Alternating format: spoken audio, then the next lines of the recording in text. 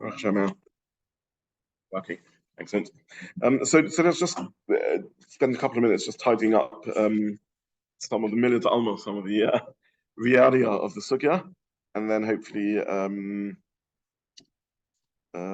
then we can move on back to the halacha. So there's two pieces of tidying up that have occurred. A couple of people sent me various insights into how olives were actually pressed. But those are interesting, but not directly helpful to our sugya, because our sugya is not about the pressing of olives; it's about the pre-pressing of olives, the stage before the pressings of olives. So there wasn't discrimination in those I posted on the group, and those comments I didn't. The thing we're interested in our sugya is about those that this pit where olives are put before the pressing process, at least according to Rashi. So basically, without going through, I posted Jeffrey's source in the court on the group, and we now have a live cane also. So let's just take them one by one. First one, in terms of what happens in the pit before it gets pressed, it's pretty much as we suspected. There's some form of tub where olives are placed, at least lower quality olives maybe, and they're allowed to shrivel, and they're left there for an extended period of time, and then it makes them easier to grind, and some of the grinding is a way of extracting more oil from them. So that's the materials of what's going on in our sugya. Just to avoid confusion, because the word makabel tumah comes up in both cases, there is a discussion at what point oil becomes makabel tumah, but that's not relevant to our sugya.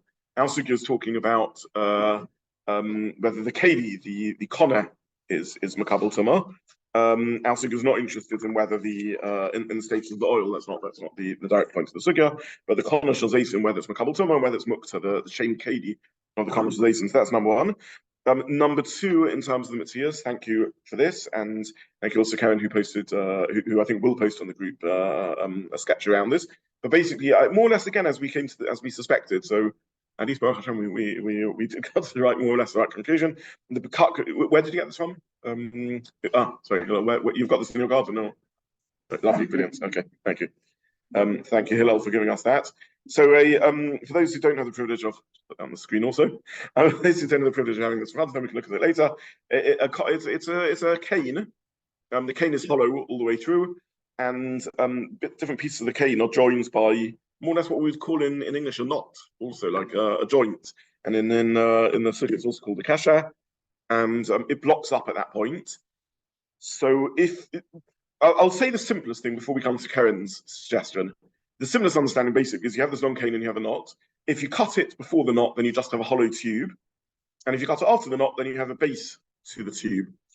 Karen was suggesting, based on some form of illustrated daf or something, which institution or?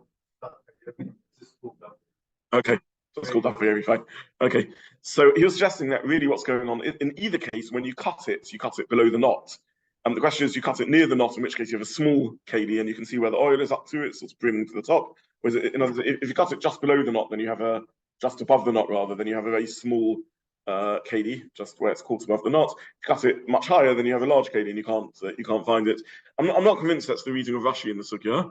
But so let's go with the simplest reading of Rashi. If you cut it above the knot, you just have a hollow pipe, and if you cut it below the knot, then you have a cup, a little, very tall, thin champagne glass type cup.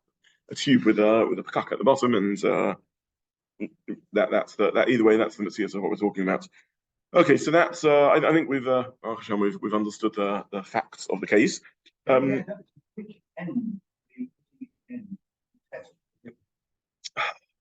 Well, this is where Karen's website is coming from. You stir it, but if you're cut very far above the knot, if you have like this, you cut just below the knot here, so you have this whole height above it. It's not clear. Will it fill all the way? How deep does oil get in the maton? I don't know. So Karen's website was suggesting it's What if you put it where it's stirred with the knot at the end? That's at the bottom, and it's just adhering. Some of it, you get sufficient viscosity, right. That the oil adheres to that knot. Because Rashi, when I'm reading Rashi, I get confused. When he's talking about the kesher b'roshon, and what he's putting in there, it's not clear which part, is Rosh at the bottom. Yes. Rashi says shmishtaya shom al yedei shupakuk. Yeah. If it's upside down, if you're stirring and it's at an angle, how is it mishtaya shom? I'm not entirely sure. Yeah. But just by adhering, some of the oil sufficient viscosity adheres to where the knot is. But it wouldn't adhere to the outside of it then? If it's just viscosity, yeah, but then it's got nothing to do whether there's a pakuk there. And it would just stick to the outside of the Kaneh. It's the outside. Why does the kesher make a difference? No, because it makes it clean. Yeah, why does it captures Because it is a clean, but it's got captures anything. It's not only oil. It's a clean. It's not the version.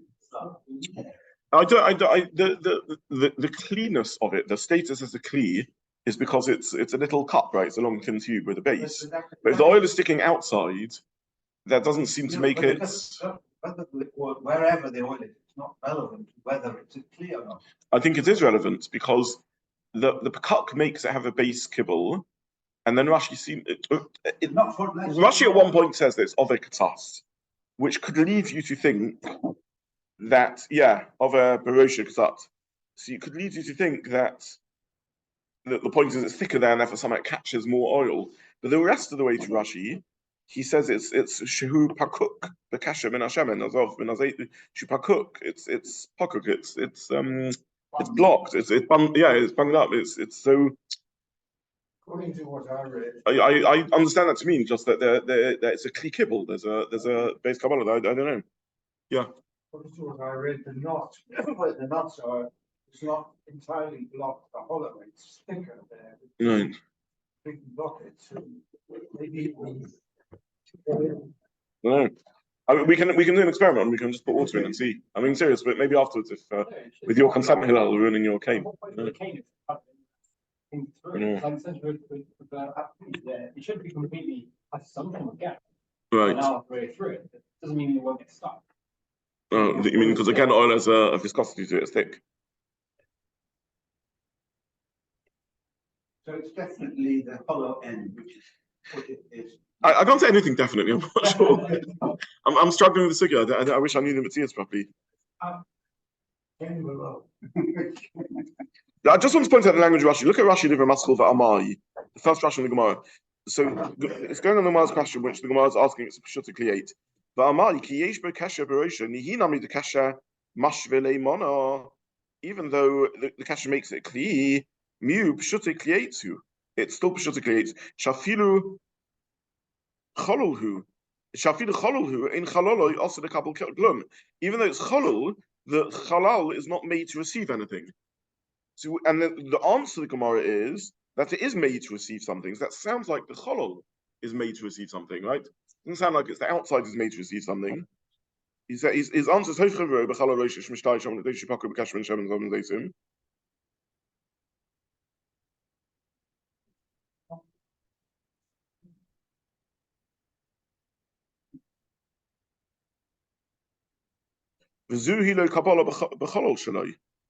and this is the Kabbalah in its cholol. Look at the next Rashi. Everything. This is the kibble in its cholol. So I think it's clear to me that we're talking about a kibble in the cholol. Exactly what the Matthias says, I'm not 100% sure, but definitely close to that. When the oil goes down on it, what kind of oil?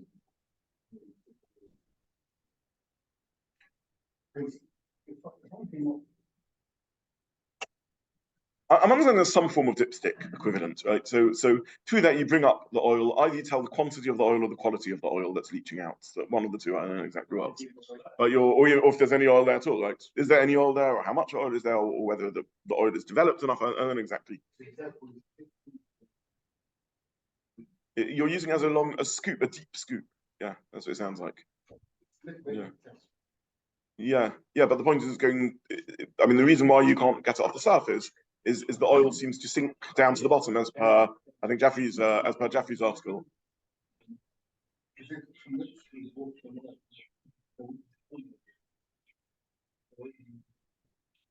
It sounds like 2 points. Number one, it sounds like it takes quite a long time for thick oil to separate itself from water.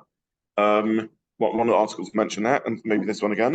And the second one is because you've got this big mass of fruits, of olives, so the liquid sinks to the bottom of this big mass of pulp, of oil pulp, whatever it is. That sounds like it. Okay, I want to move on just because, sorry, yeah. Okay, can I just check one thing? The Rashi that you were just reading, at the very end, it says, Uvein kach nitl b'Shabbos dahar kelihu lahavach by Zeitim. Whether it has this not or not, it's still a keli, because you turn over the olives with it. So are you also understanding that there's two uses going on here? There's the initial use, which is just to turn over olives, which makes it a keli le'inyan Shabbos, and then there's an additional use which involves a base kibble that makes it makabel tuma. 100%, yeah, exactly. Yeah, that's exactly how I'm understanding it. So the Gemara, the main purpose, it seems, of this Kaneh is what Rashi tells us at the beginning. Look at Rashi in the Mishnah, not just the last Rashi Elio. Rashi in the Mishnah says it's the Yeshiva-style to turn it over, the livdok in komru kol sachan, and to check whether they've softened and shriveled sufficiently, and that's the main purpose of this stick.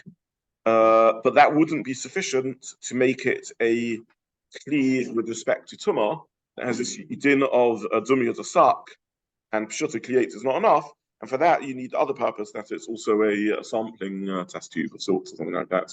That seems to be the pshat. Thank you. Okay, I'll just mention again, just reminds you that the Rambam, as we saw, does have a different pshat. The Rambam does seem to say it's Kaneh shemoiskim Zeitim. Seems to say it's the Kaneh that's used for the Masechet itself, for the harvesting itself. And I don't know how the Rambam learns the Hemshech of the Gemara, because the Gemara in the Hemshech clearly says, Tana mishmeid al Nechemia b'shashem hapich b'zeisim haifchei v'roya. So it's a bit weird in the Rambam. Do you use the stick that you use for beating the tree? It's also the stick that you use for sampling the oil. I mean, what's one got to do with the other? You shake the olives off the tree, you gather them all together, and you take them to the olive factory. You can see all over Eretz Yisrael. You can see olive groves, and you can see separately there's presses, oil presses around. So why would you use the same stick that you bang the tree with as your sampling tube? Maybe the Rambam learns, I don't know, maybe that is what happened. According to Rashi, it's the same stick that you're using to stir the ma'aton with, you also use to sample the ma'aton. That makes a lot of sense. According to Rambam, the stick that you use to beat the tree is also the stick that you use to sample. Again, I don't quite get the Matthias. Yeah. Right. Yeah, it does sound strange. Yeah. Well, it's not clean at this point anyway. It's full of impurities. You put the olives in. I've actually seen this taking place. You put the olives there, and it's full of, because you've got the pips and the flesh of the olive and the skin, and they're not clean. No one's washing them. The purification happens because the oil lies to the surface, and then you sieve it and things like that. But you're right. I mean, you walk around with an oily stick, it's bang the trees. It's strange. I don't know. Can I understand this line in the Gemara, according to Rashi, and then explain the Rambam according to that? Yeah, we're going to learn according to Rashi in a minute. But yeah. Have a completely understanding of this. It's got nothing to do with math. Yeah, maybe he would have. I don't know. I'm just not quite sure what that understanding is. You're probably right. You probably read Nechemia differently. I'm just not 100% sure how he read Nechemia. Yeah. Can I just ask one thing? In the word in the Rambam says, Kaneh shemoiskim b'Zeitim im yesh toras keli.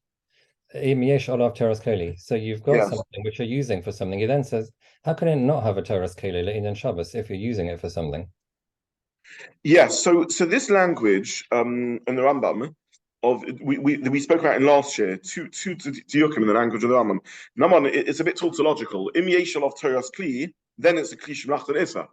But it's not im yesh olav toras kli. I mean, if it does have a toras kli, then it's a toras kli, and if it's not, it's not. And what's he coming to exclude? So, but just what's the im? How can it not have a toras keli? You're using it for something. Rashi it says bein kacha, it's a keli because you're mahafach. So we spoke about this last year rather. So if you look at the Rambam in context, and indeed in the Shulchan Aruch in context, in the Mishnah Berurah, what's going on over here is at the end of the day, this is a this is just a cane. Canes grow all over the place. It doesn't. If you pick up a stone on Shabbos and decide it's convenient to use as a paperweight, that doesn't make it into a kli. You have to have something that makes it into a kli. You have to do something to it. You can't just pick up a cane. Is a cane. It's just a random twig. It's twigs and stones are muktzah on Shabbos. Which level of muktzah? Not kli shemlachta and they're not a kli at all. They're muktzah machmas gufay, the highest level of muktzah.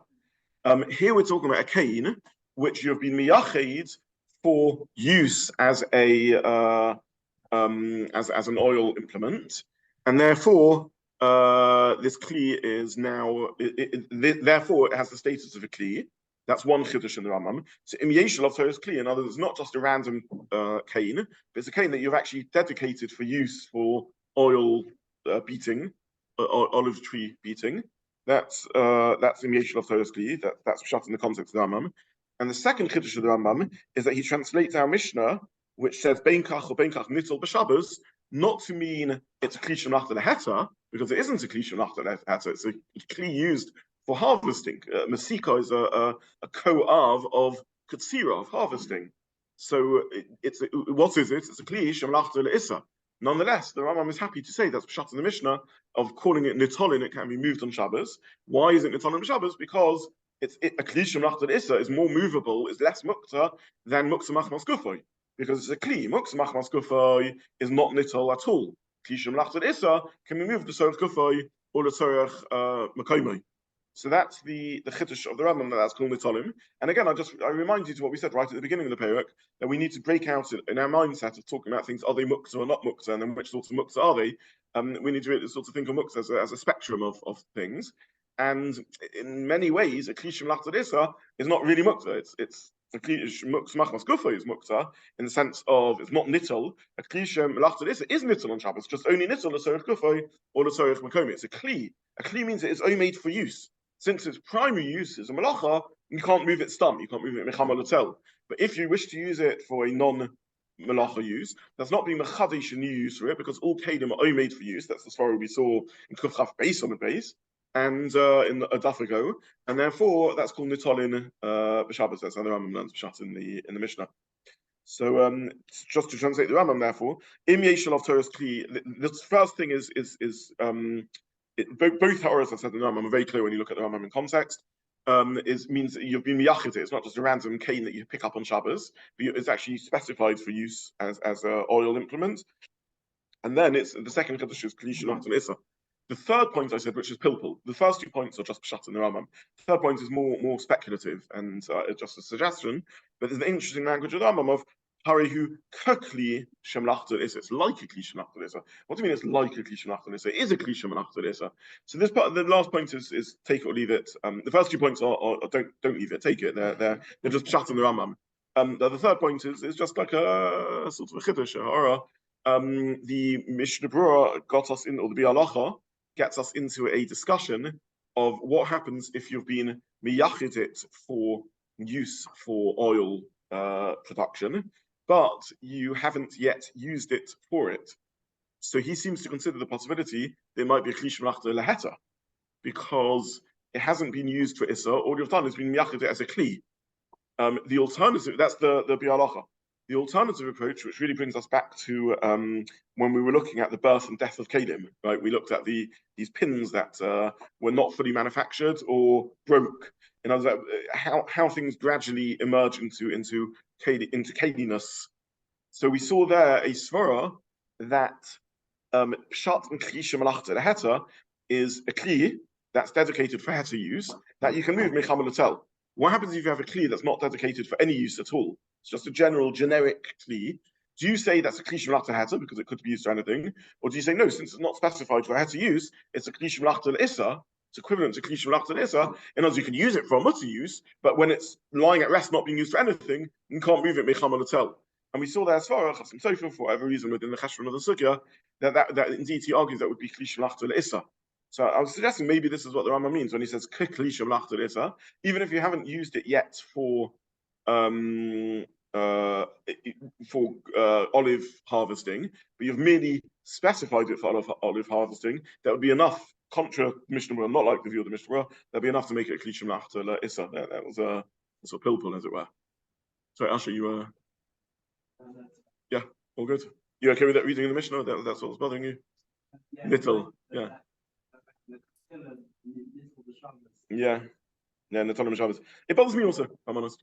It bothers me also. The Mishnah says, Bein kach nitzel b'Shabbos, and the Rambam translates it as, yeah, nitzel, but only l'sorech kuf and l'sorech mekomen. Yeah, I think that's Pshat in the Rambam, yeah. Okay, so either way, that's just tidying up the sugya. I really want to finish with one more ha'ara, and then it's Hashem next. I'd very much like next this Tuesday we can move on, because this in a sense is a bit of a side sugya. The final thing I just want to point out is basically the sugya revolves around two different definitions of kelim. You have keli with respect to Hilchos Shabbos, and you have keli with respect to Hilchos Tumah.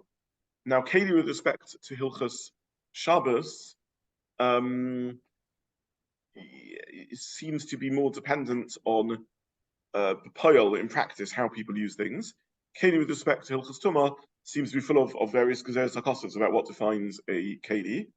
And one way we can understand it is it's more sort of existential, more intrinsic.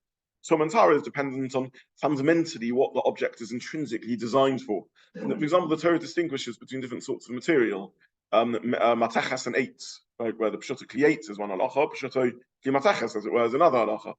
So there seems to be different materials at different statuses, seem to indicate what the material is designed for, as it were, on some intrinsic creation level, to what degree the material is fundamentally dedicable, can be dedicated to human use, and how it becomes a kli, which is fundamental. In other words, you always have a tension between the object. The world is made up of raw materials. At what we humans impose on these raw materials a usefulness for ourselves, which is what we call a kli. To what degree does the human remaking of the object redefine it? And different materials are more or less easy to redefine in Hilchos Tumah. So, for example, something that's mechuber lekaka can't be redefined as a keli. It's too fundamental. It's just part of the fabric of the earth, and it's not something you can easily redefine as a keli. You find this foreign in many areas of halacha. So, for example, a statue can be made into an idol if someone decides to worship a doll. The doll becomes an idol and is the state of the Zara. However, a mountain, a few weeks ago, the Gemara Storishit,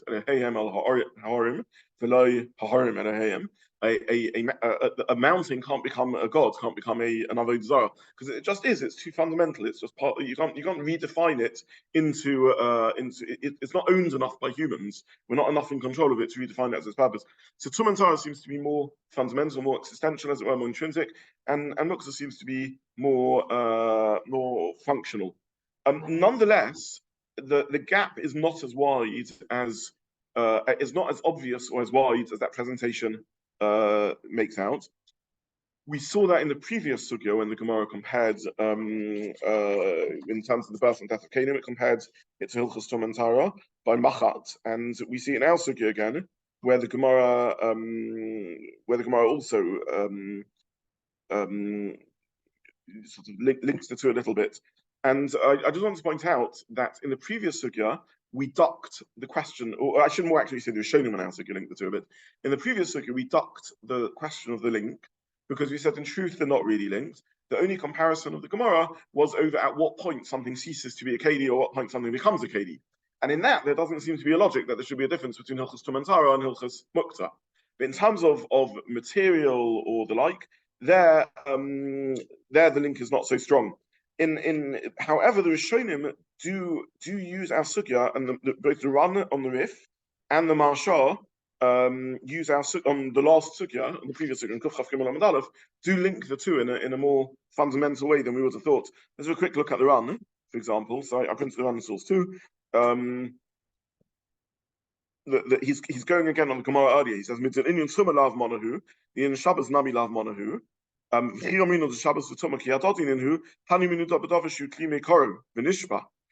respect to something that is a kli and it breaks, going machat nitzel chora uksa, that's where we make the comparison. Shabbos v'tumah lav ki adodin inhu, but with what makes something into a kli, they're not comparable. And now he cites a Gemara elsewhere, and then he cites our Gemara. V'tani nami b'samach ka b'kanosh l'zeis and ben kach nitol b'Shabbos. So he says, with respect to what makes something into a kli, you can't compare tumah to Shabbos. With respect to something ceasing to be a kli, that's where you can compare them. Now, the run is a little soft, as it were, on how we would like him to say that distinction. We would have wanted the Ram to say there's no comparison, right? Tumah and Shabbos are just different equations. He says the whole comparison between Tumah and Shabbos is in Shivrei Kedim, but with respect to Kli Korah, there isn't a comparison. And everyone asks on the run, all the Achronim sort of are bothered on the run, that since the whole comparison of Tumah to Shabbos is only with respect to the functionality, but it's obvious that the material shouldn't make a difference. The run's comparison is a little bit difficult. In other words, why with respect to Hilchos Muktzah should whether it's made of pshuta kliates or mateches make any difference, right? With Hilchos Tumah, maybe plastic is makabel tumah, maybe plastic is not makabel tumah, maybe stone isn't makabel tumah. Has it ever occurred to anyone that in Hilchos Muktzah there should be a difference between plastic and metal? Obviously not. So the run sort of has to draw a distinction, and he says with respect to losing Keli status, that's the comparison in the Gemara. With respect to becoming a Keli, there isn't a comparison. One minute, our Gemara is talking about a Gezeres Hakosov of Pshuta Kliate. Why on earth should that be? Should there be a comparison between Mukta and Shabbos? And I can only say that you see in the run not like that. There's no evading the issue that you see in the run. That the run understood that you'll often hear from people who are learning Taras that Taras is like Kulo Gezeres Hakosov. It's all chayk, as it were. It's all just, there's a rule in Hilchos Tumah that wood is different to metal. So you see in the run not like that. You see in the run that the run understood that the Torah is telling us something about functionality that you could have begun comparing to Muktzah. Because no, in terms of what makes something a KD, we don't do the comparison. Only in terms of what finishes something off as a KD, we do the comparison. But the run was conscious this Gezeres Hakosov of Stark isn't just telling us a rule that's irrational, as it were. That's just a Gezeres Hakosov. This is how Tumah works. It's telling us, as I said, something about how materials work and what defines material as human use. And therefore, you could have considered the possibility that this would have an effect in Hilchos Shabbos also. Kamash Malon, not. I don't want to go further into detail in this because as it is overwhelmed by learning the Shabbos, we don't need to go into Taras. All I will say is there's considerable machlokas about this whole matter in Taras. When you learn Seder Taras, you'll see there's the Gezeres Hakosov of Pshuta Kliates is quite a good case study of it. There's a Rambam and there's a Raavad and there's Reb Chaim, Chiddush Reb Chaim Rambam, the Reb Chaim, famous Reb Chaim Brisker on the matter. This is all a point of discussion. To what degree is should we just say we don't understand it? In Hilchos Tumah, we learn from Gezeres Hakosov of Sak that is not a KD, but anything that's not made lekabel is not a KD, and we should just accept that. Or to what degree is it actually telling us something about how functionality works? And it's telling us that their wood is made for human use in a different way to metal, and therefore has its own halachas about what makes it into a keli or not. And therefore, you do need to spell out that this is limited to tumah, not to mukta. So again, I don't want to dwell too much on it, but I just to draw out what we need to from the Gemara. Sorry, Adam. Oh, yeah. On the understanding of Yeah. was a naturally Kaneh with a not. Yes. So the question of the Gemara was asking is actually, at the end of the day, this was made by God. It wasn't made by man. Yes. It's shooting created. In fact, it's got a notch in it, like Yeah. for example, it's still at the end of the day, it's shooting created, therefore should be inherently should not be makabel tumah, essentially, because it's just a piece of wood. Mashmalan, the answer to the Gemara is actually even natural pieces of wood, if they are kalim, are indeed makabel tumah, and that's the focus of the whole Gemara. It's actually nothing about Shabbat. Hence, Rashi at the very end of his on the Rashi we've done before comes along and says in the last two lines, doesn't matter because for the purpose of Shabbat, this is still a kli whether it's. So 2 points. One is you're correct in a sense that the Gemara. I'll take your second point first. You're correct in the sense that the Gemara is not dealing Shabbos; it's dealing Tumah. That's what the Gemara is about. But you can't escape the fact that the Mishnah says that whatever its status is with respect to Tumah, with respect to Shabbos, bein kach or bein kach, it's a kli. Which means to say we have a source, a Mishnah, which tells us that the definition of Tumah and the definition of Shabbos is different. Now, in what way are they different? So the Ran addresses that in Kuf Chaf Gimel Amud Aleph, which is where the Gemara is making comparison. And I'd have wanted the Ran to blast the difference out. I'd have wanted the Ran to say, one is Tumah, one is Shabbos, never the twain shall meet. The Shabbos and Tumah is comparable as per Kuf Chaf Gimel Amud Aleph when you're talking about something ceasing to have functionality. But when you're talking about differences in material, who on earth ever dreamt there should be any comparison between Shabbos and Tumah? Unfortunately, that's not what the Ran says.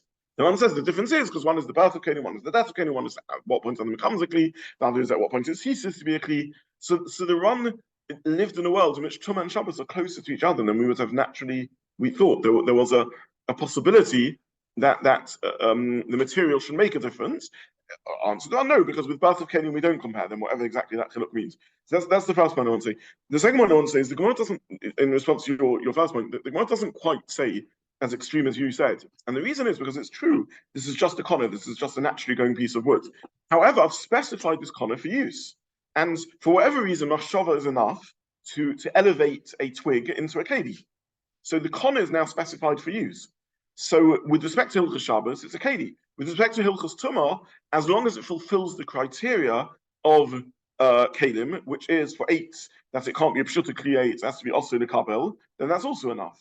So I don't think Gemara stresses, it's true the fact I didn't manufacture it means it's not by default made into a keli. As soon as I miyachid it for something, now it becomes a keli. Okay, so I think we'll stop there. Sorry, Asha, yeah. No? In what the line is saying, it's just the fact that the mission compares the two to next to each other is the Haramina of the Ran. Yeah. And the Maskana is that it's only in terms of Shiur and not in terms of. I would have liked the runs to be more emphatic in his maskana. I would have liked the runs. I said they're completely different, and other than with one thing, which is defining when Kalim cease to be Kalim, there's no comparison at all. What material have we ever heard in Hilchos Muktzah? There's a difference between wood and metal Kalim. The Ram doesn't quite say that. He says because it's not respect with what becomes a kli. It's a subtle point. He is saying that. He's saying that with respect to what becomes a kli, at the end of the day, we don't learn from Tumah. But all it brings out, though, is that Tumah is not just rules about Tumah. These are definitional in a certain way about what a keli is and isn't. And the Gzeres Kos V'Sak may not just be a rule with Tumah. It may be telling us something fundamental about how Kalim work and what Kalim are. And indeed, there are Rishonim that the Chaim tells us that's explicit in the Rambam versus Rav and so on. There are Rishonim that take that view. Okay, so we'll stop here, and in Mitzvah Hashem, the next week will be slightly more accessible.